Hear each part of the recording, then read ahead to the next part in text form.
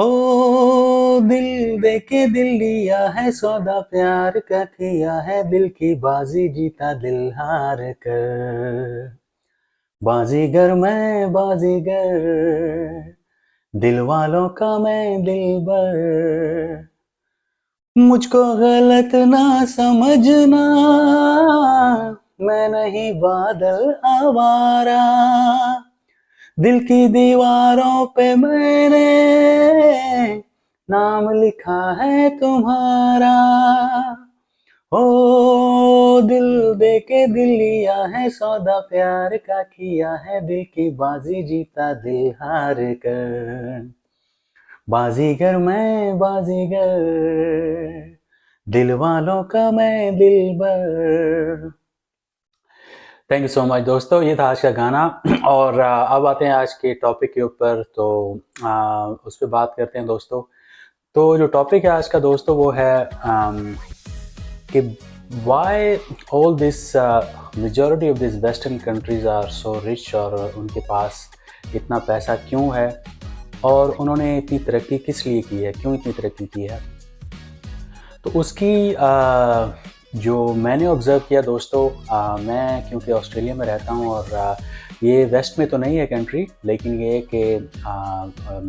जो सिस्टम है वो वेस्टर्न कंट्रीज़ वाला सिमिलर फॉलो करता है ये। तो उसमें जो बहुत सारी वजूहात हैं उसके, लेकिन मैं कुछ चीज़ों को डिस्कस करूँगा जिससे आपको कुछ अंदाज़ा हो जाए कि ये किस वजह से इतने ये कंट्रीज़ किस वजह से इतने रिच हैं।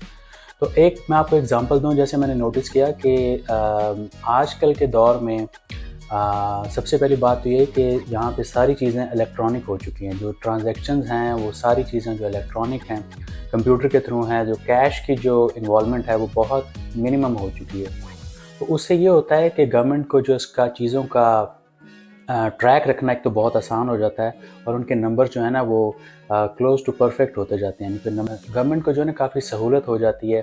अपने नंबर्स को मेंटेन करने में। एक तो ये बहुत बड़ी वजह है। और उसके अलावा एक चीज़ मैं एग्जांपल दूं आपको कि जैसे आप यहाँ पर मैं क्योंकि मेलबर्न में रहता हूँ और ये विक्टोरिया स्टेट कहलाती है, तो यहाँ पे जो स्टेट है वो पूरी एक इंडिपेंडेंट स्टेट होती है। वो खुद से मैनेज करती है। डेफिनेटली वो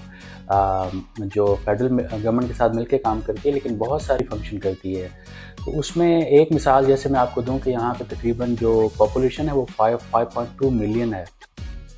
तकरीबन 52 लाख की जो है ना वो पॉपुलेशन है विक्टोरिया के अंदर, जिसमें मेलबर्न और फिर रीजनल मेलबर्न का सारा जो एरिया वो आ जाता है। अब उसमें आप ये देखें कि जो गाड़ियां हैं सिर्फ विक्टोरिया स्टेट के अंदर, मैं पूरे ऑस्ट्रेलिया की बात नहीं कर रहा, सिर्फ विक्टोरिया स्टेट के अंदर मेलबर्न और जो रीजनल विक्टोरिया है उसके अंदर मिला के तकरीबन जो गाड़ियां हैं वो 5.2 मिलियन से ज़्यादा गाड़ियां हैं। तो आप उसको 5.2 मिलियन भी अगर रखें तो आप देखें कि जो हर गाड़ी है वो उसकी रजिस्ट्रेशन जो है वो एक दफ़ा आप रजिस्टर करवाते हैं तो उसकी आपको एक, जैसे आपने गाड़ी ख़रीदी तो उसके एक सर्टेन अमाउंट आप रजिस्ट्रेशन में पे करते हैं, और वो सारा इतना कंप्यूटराइज इलेक्ट्रॉनिक निज़ाम है कि वो स्ट्रेट अवे गवर्नमेंट के अकाउंट में चले जाते हैं पैसे। तो एक तो वो अमाउंट जो आप गाड़ियाँ ख़रीद रहे हैं, बेच रहे हैं, रोज़ाना के ट्रांजैक्शन हो रही है, वो आपकी इलेक्ट्रॉनिक होने की वजह से उसका रिकॉर्ड रखना आसान है और सीधी गवर्नमेंट के अकाउंट में वो ट्रांसफ़र होगी। तो आप देखें कि एक तो वो अमाउंट है, प्लस ये है कि आपने एक दफ़ा गाड़ी जैसे पाकिस्तान में रजिस्टर कर ली और उसके बाद आप कोई पैसा नहीं देते। यहाँ पे ऐसा नहीं है। हर साल आपको गाड़ी की रजिस्ट्रेशन जो है ना वो रिन्यू करनी पड़ती है, और वो रजिस्ट्रेशन की जो अमाउंट है तकरीबन पाकिस्तानी बनेंगे वो 1.5 लाख रुपए। तो आप मल्टीप्लाई करें कि गवर्नमेंट को बैठे बिठाए कुछ ना किए बगैर सिर्फ और सिर्फ गाड़ियाँ जो रोड पे चल रही हैं 5.2 मिलियन मल्टीप्लाई बाय 150,000,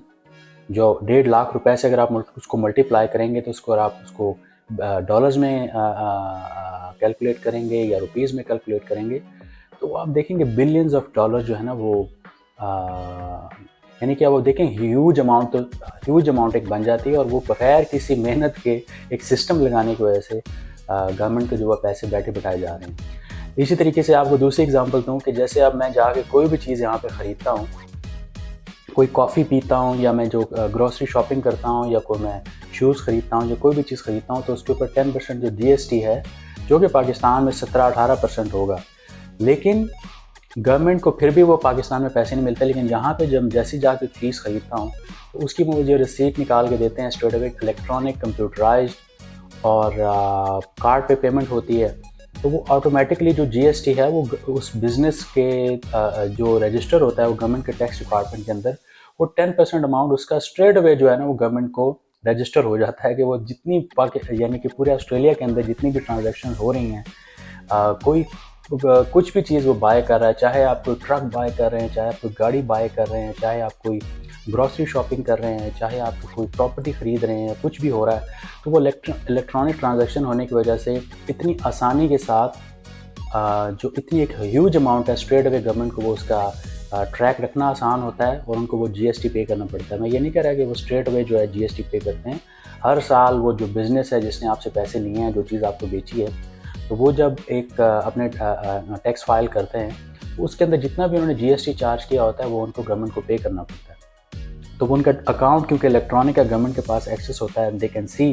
तो जितने भी आपकी जो जीएसटी की अमाउंट है वो आप गवर्नमेंट को स्ट्रेट अवे आपको जो है ना उससे वो अमाउंट मिल जाती है। और दूसरा उसके अलावा जो वो इनकम जो बिज़नेस ने इनकम किया उसके ऊपर जो टैक्स पे करते हैं वो अलहदा से पे करते हैं। ठीक है, तो आप ये इसको देखें कि इलेक्ट्रॉनिक सिस्टम होने की वजह से गवर्नमेंट को बैठे बिठाए कितनी आसानी से एक तो इनकम बैठे बिठाए आ रही है। और उसके अलावा एक और एग्जांपल आपको दूं, जैसे अगर बिज़नेस के अलावा अगर आप एम्प्लॉय भी हैं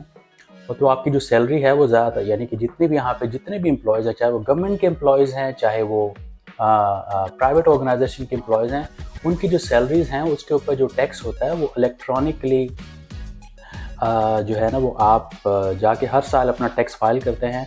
और वो भी उसके ऊपर भी टैक्स पे करना पड़ता है। तो वो सारा रिकॉर्ड के ऊपर है और उसकी वजह से गवर्नमेंट को भी एम्प्लॉयज़ का जो टैक्स है वो आराम से बैठे बिठाए उनके अकाउंट में, गवर्नमेंट के अकाउंट में टैक्स डिपार्टमेंट को मिल जाता है। तो ये मैंने आपको सिर्फ 2 या 3 एग्जांपल दी हैं और इस तरीके से और जितनी भी ट्रांजैक्शन हो रही होती हैं ऑल अक्रॉस ऑस्ट्रेलिया और पूरे मुल्क के अंदर, यानी कि वो गवर्नमेंट को, फेडरल गवर्नमेंट को जो है ना टैक्स कलेक्शन आसानी से हो जाती है कैमरा को। और उनके लिए फिर जब इतना पैसा उनके पास आ जाता है तो उनके लिए जो है ना हेल्थ केयर को लुक आफ्टर करना, लोगों की एजुकेशन को लुक आफ्टर करना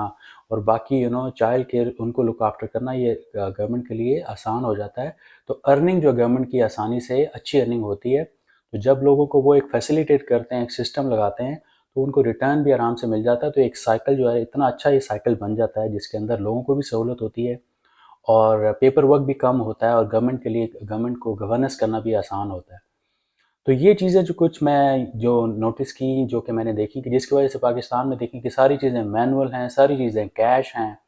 और उनका हिसाब किताब रखना, खातों में लिखना, डिपार्टमेंट्स को कोई ट्रेनिंग भी नहीं है। इसकी वजह से उनको ना गवर्नमेंट जितना मर्ज़ी वो टैक्स लगाते रहें, ना तो लोग जीएसटी उस तरह पे करेंगे। अगर वो कोई दुकानदार आपसे कलेक्ट कर भी लेगा जीएसटी तो गवर्नमेंट को कभी भी नहीं देगा। और वो जो है ना बिज़नेस, क्योंकि वो जितना भी कमाएगा वो कभी भी वो इनकम उस हिसाब से टैक्स गवर्नमेंट को नहीं देगा। तो ना गवर्नमेंट के पास टैक्स इकट्ठा होगा और ना ही जो लोग हैं उनके पास उनकी हालत बेहतर होगी। तो इस तरीके से ये होता है कि जो गवर्नमेंट की अर्निंग है वो होती नहीं है, ना वो फिर हेल्थ पे तवज्जो दे सकती है और ना ही वो एजुकेशन पे पैसा खर्च कर सकती है, उनके पास पैसा होता ही नहीं है। तो ये एक ऐसा विशियस फिर साइकिल बनता है अगर आपके पास एक सिस्टम नहीं है। और जैसा कि इन्वेस्टमेंट कंट्रीज़ के अंदर एक सिस्टम लगा हुआ है और उसको फिर ये मॉनिटर करते हैं और उसको फिर अपग्रेड करते रहते हैं, तो उसकी वजह से ये है कि आप देखते हैं कि आप इनकी जो लिविंग स्टैंडर्ड भी बेहतर होता है और फिर इनकी गवर्नमेंट की इनकम भी ज़्यादा होती है और वो अपने लोगों पे अच्छे तरीके से पैसा खर्च कर सकते हैं इंफ्रास्ट्रक्चर के ऊपर और उनके बेनिफिट के लिए और उनकी वेलफेयर के लिए। तो ये एक चीज़ें ऐसी हैं कि जो कि बहुत कोई बड़ी रॉकेट साइंस नहीं है, सिर्फ ये कि आपने सिस्टम को इंस्टॉल करना है और उससे फिर आपकी जो है वो कंट्री जो है वो उसकी हालत तेज़ी के साथ बदलती जाती है। तो ये है इनका राज, ये एक वन ऑफ द राज है। उसके अलावा और भी बहुत सारी चीज़ें हैं। तो ये मैंने कहा कि मैं आपसे शेयर करूं कि आपको ताकि समझ आए कि हमारी गवर्नमेंट को भी ये चाहिए पाकिस्तान के अंदर कि वो भी ज़्यादा से ज़्यादा जो है ना वो इस चीज़ों को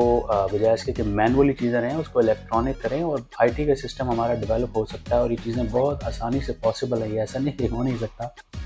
तो उससे ये है कि गवर्नमेंट को अर्निंग हो और वो भी किसी अच्छे तरीके से अपने मामलात को मैनेज कर सकें जिससे आवाम को फ़ायदा हो। तो ये चीज़ मेरे एक ज़हन में थी, तो मैंने कहा चलें आपसे मैं डिस्कस करूँ, और उसके अलावा भी बहुत सारी ऐसी चीज़ें हैं जो कि मैं नेक्स्ट वीडियोज़ में बनाऊँगा, नेक्स्ट वीडियोज़ में आपको बताऊँगा, उसके बारे में वीडियोज़ बनाऊँगा। तो thank you so much for listening, और आप अपना ख़्याल रखें, और इंशाल्लाह ताला फिर आपसे नेक्स्ट किसी टॉपिक पे बात होगी। नेक्स्ट वीडियो में आपसे दोबारा बात होगी इंशाल्लाह ताला। टेक केयर, अल्लाह हाफ़िज़, बाय बाय।